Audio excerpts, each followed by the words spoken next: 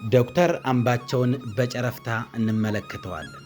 በ1962 ዓ.ም ወርሃ ሂዳር በ8ኛው ቀን በቀድሞው ጎንደር ክፍለ ሀገር ጋይንት አውራጃ አቄቶ ኪዳነ ምህረት መንደር ውስጥ አንዲት የአርሶ አደር ጎጆ ውስጥ ወንድ ልጅ በእናቱ እቅፍ ውስጥ ይቁለጨለጫል። እናት አማኒቱ የመጀመሪያ ልጃቸውን የአገር አድባር የወገን አምባ ይሆን ዘንድ አምባቸው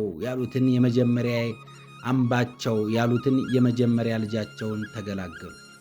ሕፃኑ አምባቸው ለትምህርት ሲደርስ በቀያቸው አቅራቢያ ወደሚገኘው አቄቶ የመጀመሪያ ደረጃ ትምህርት ቤት ተላከ። መምህራኑ ጉብዝናውን ለመረዳት ብዙ ጊዜ አልወሰደባቸው። ከክፍል ወደ ክፍል ሲሸጋገር ከኋላው እንጂ ከፊቱ የቀደመው ተማሪ አልነበረም። ቀዳሚዎቹ የክፍል ደረጃዎች አቻዎቹን ከኋላ እያስተካከለ ገሰገሰው ታዳጊው አምባቸው የአራተኛ ክፍል ቀዳሚዎቹ የክፍል ደረጃዎች አቻዎቹን ከኋላ እያስከተለ የገሰገሰው ታዳጊው አምባቸው የአራተኛ ክፍል ትምህርቱን በመንፈቅ አገባዶ በቀሪው ግማሽ ዓመት ወደ 5ኛ ክፍል ተዛወረ። የጎበዝ ተማሪነቱም ዝና ከትምህርት ቤቱ አጥር አልፎ በአቄቶ መንደሮች ናኘ። ሰኔ መጨረሻ ትምህርት ሲዘጋ እንኳን ከተማሪ ቤቱ ወንበርና ጠረጴዛ በመዋስ ክረምቱን ሲያጠና መክረሙ የአካባቢውን አቻዎቹን ያስደንቅ ነበር። እያየ በሚል ቁልምጫ ለሚጠራቸው አባቱ ጥልቅ ፍቅርና ስስት ነበረው። መቶ አለቃም በማኅበረሰቡ ዘንድ የተከበሩና የተወደዱ ደግ ሰው እንደነበሩ ያስታውሱ ሁሉ አንድ ገጠመኛቸውን ያወሳሉ። የመቶ አለቃ መኮንን ሲሳይ አባት ማለትም የአምባቸው አያት ሲሳይ ቡቃያም ቅን ነበሩ። እናም የዶክተር አምባቸው መኮንን ቅንነት የሱ ብቻ እንዳልሆነ ከቤተሰቡ የወረሰው ተወልዶ ያደገበትና የኖረበት እንደሆነ በልበ ሙሉነት ለመናገር ይቻላል። ታታሪው አምባቸው የመጀመሪያ ደረጃ ትምህርቱን ጨርሶ ለመለስተኛ ሁለተኛ ደረጃ ትምህርት የ2 ሰዓት የእግር ጉዞ ወደሚጠይቀው አረብ ገበያ አመራ። በየቀኑ ለ4 ሰዓት በእግሩ እየተጓዘ ከ7ኛ እስከ 10ኛ ያለውን ትምህርት ሲጨርስ ያኔ ታች ጋይንት አረብ ገበያ የነበረው ትምህርት ቤት የሚያስተምረው እስከ 10ኛ ክፍል ብቻ ስለነበረ 11ኛና 12ኛ ክፍልን ለመማር ንፋስ መውጫ መሄድ ግድ ሆነበትና ቤተሰቦችን ርቆ ወደዚያው አመራ። አምባቸው ለፊዚክስና ለሂሳብ ትምህርቶች ልዩ ፍቅር አድሮበት ስለነበር በውጤቱ ተወዳዳሪ አልነበረውም። በእነዚህ የትምህርት ክፍለ ጊዜያት ጥቁር ሰሌዳው ላይ እየጻፈ ለክፍል ጓደኞቹ ሲያስረዳና ሲተነትን መምህራኑ በአድናቆት ይመለከቱት ነበር። ወደፊት መምህር የመሆን ፍላጎትም የተጠነሰሰው ያኔ ነበር። በተፈጥሮ ሳይንስ ትምህርቶች ላይ ጎበዝ የሆነ ተማሪ ቋንቋ ላይ ሰነፍ ሆኖ ይገኝ ነበር። ይህ አባዜ ግን ለአምባቸው በፍጹም የሚሰራ ሆኖ አልተገኘም። ከተፈጥሮ ሳይንስ ትምህርቶች በተጨማሪ የቋንቋ ችሎታው ልዩና የሚያስደንቅ እንደነበረ አብረውት የተማሩት ጓደኞቹ ምስክሮች ናቸው። አምባቸው መኮንን በትምህርት ዘመኑ ጓደኞቹ ከሚያስታውሱት ነገሮች መካከል የደብተር አያያዙን ጥንቃቄ ነበር። በደብተሩ ላይ አንዳችም አላስፈላጊ ነገር ጽፎ አያውቅም። በ1980 ዓ.ም የ11ኛ ክፍል ትምህርቱን ከአቄቶ ንፋስ መውጫ እየተመላለሰ በሚያስደምም ትጋት ቢያጠናቅቅም በዓመቱ መጨረሻ ላይ ግን ለፈተና አልቀመጥም ማለቱ በጊዜው እጅግ ግርምትን ፈጥሮ ነበር። ምክንያቱም ደግሞ በቀጣዩ ዓመት በሚሰጠው ብሔራዊ ማትሪክ ፈተና የተሻለ ውጤት ለማምጣት 11ኛ ክፍልን ደግሞ ለመማር መወጠኑ ነው። 11ኛ ክፍልን ለሁለተኛ ጊዜ ተምሮ በከፍተኛ ውጤት ወደ 12ኛ ክፍል ቢዛወርም ለዓመታት የለፋበት የ12ኛ ክፍል ማጠቃለያ ፈተና ሳይደርስ በ1982 ዓ.ም የትምህርት ዘመን በተጀመረ በ3ኛው ሳምንት መስከረም 29 ቀን በ1982 ዓ.ም ኢህአዴግ አካባቢውን ለመቆጣጠር በከፈተው ጦርነት ምክንያት ትምህርት ተቋረጠ። ይባስ ብሎም በወርሃ ሂዳር በ1982 ዓ.ም በአካባቢው ሕዝብ የተከበሩት ደጉ ሰው መቶ አለቃ መኮንን በአንዲት ቀን ሕመም ድንገት እስትንፋሳቸው ተቋረጠ። ያሳዛኙ ክሁነት መሪር ሐዘን የአምባቸውን መንፈስ በብርቱ ጎዳው። እኒህ ቀለም እንዳልዘለቀው እንደ አገሬው አርሶ አደር ብቻ ሳይሆን እንደ ምሁር በትምህርቱ እንዲጎብዝ ያተጉት አባት ድንገት ሳይመለሱ በአንድ ቀን ሕመም ይህችን ዓለም መሰናበታቸውን አምባቸውን በብርቱ ፈተነው። በአባቱም ሐዘን የተቆራመደው ወጣቱ አምባቸው ባለቤቱን የያኔዋን ትንሿን የሹሜ ደምሳሽ ያገኘበት ማኅበራዊ አጋጣሚ ተፈጠረ። ትንሿ የሹሜ በአካባቢው ባህል መሠረት ክብር ያላት አባወራ ያሳደጋት የቤት ልጅ ስለነበረች ብዙ እኩዮቹ ለትዳር ይፈልጓት ነበር። የአምባቸው የቅርብ ጓደኛ ያክስት ልጅ የሆነችውን የሹሜን ባያት ጊዜ በደማቅ ውበቷ ተሸንፎ እሷን ካላገባሁ ሞቼ እገኛለሁ በማለቱ በአጎቶቹና በቅርብ ዘመዶቹ አሉታዊ ጫና ደርሶበት ነበር። ላመነበት ነገር ወደ ኋላ የማያውቀው አምባቸው በደም ስሩ የተዋሃደው ጽናት የዘመድ አዝማዶቹን እምቢታ አሸንፎ ለድል እንደሚያበቃው ያውቃልና በራሱ መንገድ ለማግኘት ሞከረ። አብሮ አደግ ጓደኛውን ያክስት ልጅ ትንሿ የሹሜን አሳምንልኝ ሲል ተማጸነው። የማታ ማታም ሁሉንም አማራጮች ተጠቅሞ አሸናፊ ሆነ። የልቡ መሻትም ሞላ። ትንሿ የሹሜንም የግሉ አደረገ። በመጨረሻም ጓደኛሞቹ ኢህዴንን ተቀላቀለ። የተቀበላቸው የድርጅቱ ኃላፊ ከተወሰኑ የማጣሪያ ጥያቄዎች በኋላ አምባቸውን በክፍለ ሕዝብ ጓደኛውን ደግሞ በሰራዊትነት መደባቸው። እነሆ መብራት በሌለው የገጠር መንደር ተወልዶ ወገኖቹን በቀላል በሽታ ጭምር ከሚገረፉትና ድህነት ያለ ቅጥ ካደቀቀው አቄቶ የተገኘው አምባቸው መኮንን የፖለቲካ ሕይወቱን በዚህ ሁኔታ ሀ ብሎ ጀመረ። በ1984 ዓ.ም ትኩስ ትዳሩን ውድ ባለቤቱን ተለይቶ ወደ ሰሜን ሸዋ ተዛወረ። በቅድሚያም የወረዳውን ሰላምና ደህንነት ማስጠበቅ ላይ አተኩሮ በመስራት ውጤታማ ሊሆን ችሏል። በ1984 ዓ.ም ቅንቢቢት ወረዳ ሸኖ ከተማ ተመድቦ እስከ 1987 ዓ.ም ድረስ አገልግሏል። በዚሁ ወረዳ ተመድቦ በሚሰራበት ወቅት ትንሽ ፋታ በማግኘቱ የልቡን ክፋይ ሸኖ ሊያመጣት ወደ ጋይንት አመራ። ባለቤቱ ወይዘሮ ሹሜም ናፍቆቱ ሲከብዳት የ1 ዓመት የመጀመሪያ ልጃቸው ነፃነት አምባቸውን አዝላ ወደ ሸኖ ጉዞ ጀምራ ስለነበር ጥንዶቹን በመንገድ ተላለፉ።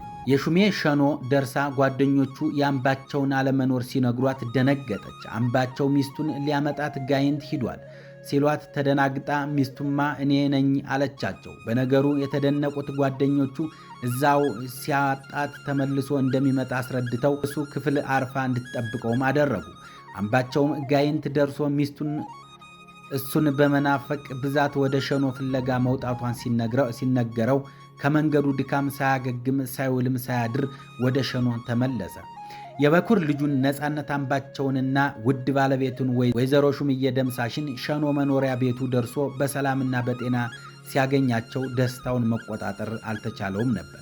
አምባቸው መኮንን የወጣትነትና አፍላ የሥራ ዘመኑን ያሳለፈው በሰሜን ሸዋ ባሳግርት፣ በቅንብቢት፣ በአንጎላላ ወረዳ፣ በሸኖ ከተማ፣ በጠራ ወረዳ፣ በጫጫ ከተማ ሲሆን በኋላ ወደ ጣርማ በር ወረዳ ደብረ ሲና ከተማ በመሄድ ለ1 ዓመት ያህል አገልግሏል። በሰሜን ሸዋ ቆይታው ብዙ ቦታ ተዘዋውሮ ቢሰራም በቅንብቢት ወረዳ በሸኖ ከተማ ረዘም ያለ ጊዜ ከማሳለፉም በላይ መልካም ወዳጆቹን አፍርቶበታል። ሁለተኛ ሴት ልጁን መዓዛ አምባቸውም የተወለደችው በዚሁ ከተማ እያለ ነበር። ሸኖ የተዛመዳቸው ደጋግ ጎረቤቶቹ ባለቤቱ ጠይቀው ብቻ በመሄድ ሳይሆን እንደ ራሳቸው ልጅ ተንከባክበው አርሰዋል። አምባቸው ያቋረጠውን የ12ኛ ክፍል ትምህርት በዚህ አጣብቂኝ በሆነ ጊዜ ውስጥ ሆኖ በ1986 ዓ.ም ትምህርቱን በተልእኮ መማር ጀመረ።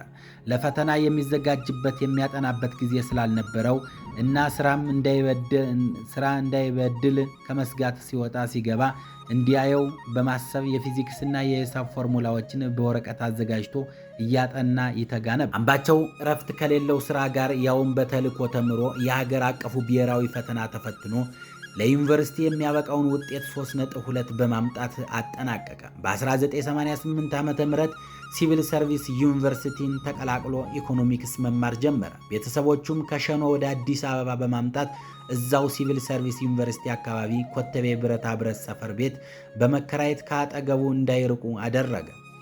አንድ ኮርስ ብቻ ቢ ሲያመጣ ቀሪዎቹን ኮርሶች በሙሉ ኤ በማምጣት በድምሩ 3.9 በማስመዝገብ በ1990 ዓ.ም የመጀመሪያ ዲግሪውን በማዕረግ ተመረቀ። ከምርቃት በኋላ በቀጥታ ወደ ባህር ዳር አቅንቶ በተለያዩ የክልል የሥራ ኃላፊነት ቦታዎች ላይ አገልግሏል። በአማራ ክልል ሥራ አመራርነት ኢንስቲትዩት ሥራ በጀመረ በ6ኛ ወሩ የማስተርስ ነፃ የትምህርት ዕድል በማግኘቱ የካቲት 1991 ዓ.ም ኮሪያ ወደሚገኘው ተቋም አቅንቷል። በዩኒቨርሲቲው ቆይታውም የትምህርት አቀባበሉና ተግባቢነቱ ከተለያዩ አገራት በመጡ ተማሪዎች ተወዳጅና ታዋቂ እንዲሆን አድርጎታል። አምባቸው መኮንን በኮሪያ ቆይታው ማስተርሱን ሰርቶ ሲመለስ ሥራ አመራር ኢንስቲትዩት ተመደበ። አሁን ወደ ከፍተኛው የፖለቲካ አመራርነት ተጠጋ። በነሐሴ ወር በ1993 ዓ.ም በተካሄደው የብአዴን 5ኛ ድርጅታዊ ጉባኤ ለመጀመሪያ ጊዜ የማዕከላዊ ኮሚቴ አባል ሆነው ተመረጡ። ከሥራ አመራር ኢንስቲትዩት ኃላፊነት በኋላ የብአዴን ማዕከላዊ ኮሚቴ ጽሕፈት ቤት ኃላፊ በመሆን አገልግለዋል። ወትሮም ለቴክኖሎጂ ቅርብ በመሆናቸው በብአዴን ጽሕፈት ቤት የአባላቱን ኦርኔል ዲጂታላይዝድ ለመጀመሪያ ጊዜ ያደረጉት አምባቸው መኮንን ናቸው። ከዚያ በኋላ የተለያዩ የክልል ቢሮዎችም ለአጫጭር ጊዜያት በኃላፊነት ሰርተዋል። የክልሉ ንግድና ኢንዱስትሪ ምክትል ቢሮ ኃላፊ እንዲሁም የጥረት ኮርፖሬት ምክትል ኃላፊ በመሆን አገልግለዋል። ወደ ኢንግላንድ ኪንት ዩኒቨርሲቲ ለከፍተኛ ትምህርት እስከሚሄዱ ድረስ የንግድና ኢንዱስትሪ ቢሮ ኃላፊ ነበሩ። በ2000 ዓ.ም ባለቤታቸው አዲስ ከተወለደው ልጃቸው ጋር አራስ ቤት ራሳቸውን ያልቻሉ ሕፃናት ልጆቻቸውንም ሆነ የሚያሳድጓቸው እህትና ወንድሞቻቸው ለባለቤታቸው ትተው ለ3ኛ ዲግሪ ወደ እንግሊዝ ሀገር ባመሩበት ጊዜ በራሳቸው ጥረት ባገኙት የከፍተኛ ትምህርት ዕድል ስኮላርሺፕ መሰረት 75% በዩኒቨርሲቲው የሚሸፈን ቢሆንም ቀሪውን 25% የክልሉ መንግስት አድርጎት በማያውቀውና ባልተለመደ መልኩ ለአንተ ለማስተማሪያ የሚሆን ገንዘብ የለንም ሲል ከለከላቸው። ብአዴን የሚመራው አማራ ጠል በሆኑ ሰዎች እንጂ በራሱ ልጆች አይደለም እያሉ በየመድረኩ በተቃውሞ መጋፈጣቸው ለትምህርት ዕድሉ ክፍያ መከልከል ምክንያት መሆኑ በብዙሃን ጓደኞቻቸው ምስክርነት የተሰጠበት እውነታ ነው።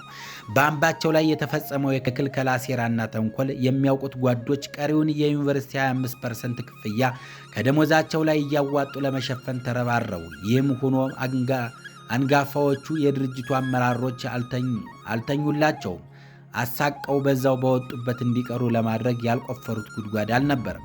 ብዙም የስም ማጥፋትና መሰል ውንጀላ ዘመቻዎች በመከራና ጫና ውስጥ አልፈው ትምህርታቸውን ጨርሰው ዶክተር የሚል ማዕረግ ከስማቸው ፊት በክብር አኑረው አገሬንማ ለጅብ ጥያት አልቀርም ብለው በድል ተመልሰዋል። ያ የምርምር ስራቸው በተመረቁበት ዓመት ከምርጥ 10ዎች አንዱ ሆኖ ተመርጧል። በ2004 ዓ.ም ፒኤችዲው የትምህርት ቆይታ በኋላ የአማራ መልሶ መቋቋም ልማት ድርጅት አመልድ ዳይሬክተር በመሆን አገልግለዋል። ቀጥሎም በምክትል ርዕሰ መስተዳደር ማዕረግ የኢንዱስትሪና ከተማ ልማት ቢሮ ኃላፊነት ተረክበው በብቃት መርተዋል። ከክልሉ ኃላፊነታቸው በመቀጠልም ወደ ፌዴራል ተዛውረው ከመስከረም 25 2008 ዓ.ም እስከ ጥቅምት 21 2009 ዓ.ም ድረስ የኮንስትራክሽን ሚኒስትር ሆነው በመሾም ለ1 ዓመት ከ1 ወር አገልግለዋል። በተጨማሪም ለ6 ወራት የከተማ ልማትና ቢሮዎች ሚኒስትር እንደገናም ለተጨማሪ 6 ወራት የኢንዱስትሪ ሚኒስትር በመሆን አገልግለዋል። ከጥቅምት 12 2011 ዓ.ም ጀምሮ የአማራ ክልል ፕሬዝደንት ሆነው እስከ ተሾሙበት ቀን ድረስ የጠቅላይ ሚኒስትሩ የመሰረተ ልማት አማካሪ ሚኒስትር በመሆንም አገልግለዋል። በመጨረሻም በሀገር አቀፍ ደረጃ በተቀጣጠለው የለውጥ ምዕራፍ ላይ ባበረከቱት የማይተካ የጎላ ሚና በሕዝብና በጓደኞቻቸው ዘንድ ዝነኝነትን በማትረፍ የካቲት 29 ቀን 2011 ዓ.ም የአማራ ብሔራዊ ክልላዊ መንግስት ርዕሰ መስተዳድር ሆነው እያገለገሉ ባሉበት ወቅት ሰኔ 15 ቀን 2011 ዓ.ም በተቀነባበረ ሴራ ፊት ለፊት እየተጋፈጡ የማይነካውን እየነኩ የማይደፈረውን እየደፈሩ ከዕድሜ ልክ እስራት ነፃ እንዲወጡ ባደረጓቸው ብርጋዲየር ጄኔራል አሳምነው ጽጌ አማካኝነት ኢሰብአዊ በሆነ መንገድ ከጓዶቻቸው ከአቶ እዘዝ ዋሴና ከአቶ ምግባሩ ከበደ ጋር በስራ ገበታቸው ቢሮ ላይ እያሉ በአንድ ላይ በጥይት ተደብድበው ተሰውተዋል። የሰኔ 15ቱ የግድያ ሴራ እንዲጋለጥ ሐቁም እንዲወጣ ፍትህም እንዲሰፍን የሰማዕቱ አምባቸው ቤተሰቦች ይጠይቃሉ። ስለ ግድያ ወንጀሉ አጠቃላይ ሁኔታ ለታሪክ እንዲሁም ሕሊና ላላቸው ሰዎች ኃላፊነቱን በመተው የጊዜን ፍርድ መጠበቅ የመጨረሻው መፍትሄ መስሎ ቢታይም ዛሬ መንግስት ፍትህን የማስፈን ተልዕኮውን እንዲወጣ የሰማዕቱ ቤተሰቦች በመጠየቅ ላይ ናቸው። በ49 ዓመታቸው ከጓዶቻቸው ጋር ሰማዕትነት የተቀበሉ ዶክተር አምባቸው መኮንን እጅግ ሰው ወዳድ፣ ቅን፣ ደግና ትዳራቸውን አክባሪ የነበሩ ሲሆን ለ29 ዓመት በዘለቀው ትዳራቸውም አንድ ወንድ ልጅና አራት ሴት ልጆችን አፍርተዋል። ነፍስ ይማርልን።